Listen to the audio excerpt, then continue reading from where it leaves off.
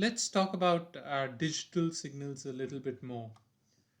So we've looked at this signal, right? So so let's say we have an analog signal here, and the spectrum of that signal looks like this, with the maximum frequency being FM1 in this particular signal.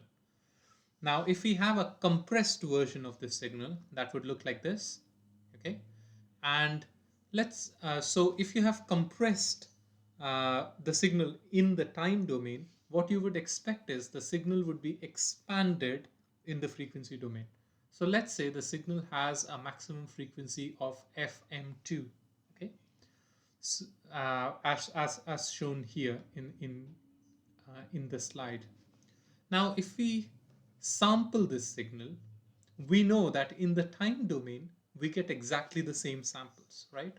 Because we don't sample them at the same sampling frequency, but we change the sampling frequency so that the same samples come. Let's say you do that. Now, in the frequency domain, sampling, of course, involves making replicates of the signal of the spectrum throughout the frequency axis. So the spectrum of this signal is shown here, and the spectrum of this signal is shown here. Now here, the replicates happen at fs1, multiples of fs1, while here, the replicates happen at multiples of fs2. Uh, the same thing is shown here. I've just removed the time domain signals so that we can see this clearly. And next, what we'll do is we'll try to represent these two spectra by normalizing the frequency axis as we do for digital frequency. So if you normalize the frequency axis, this is what you get, right? So here we have done the normalization, and f becomes equal to f over fs1, and in this case the normalization would be f over fs2.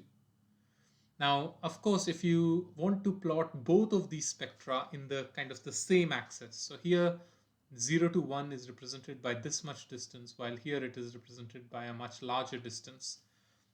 And if you want to kind of represent them on the same distance, this is what you get, right? So basically what we are saying is that when you are sampling the two digital signals that we started off with, the digital spectrum of those signals look exactly the same, right? And that's what you would expect if you really think about it.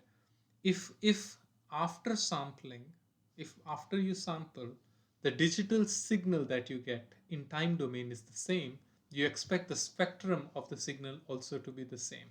And that's what we are seeing here.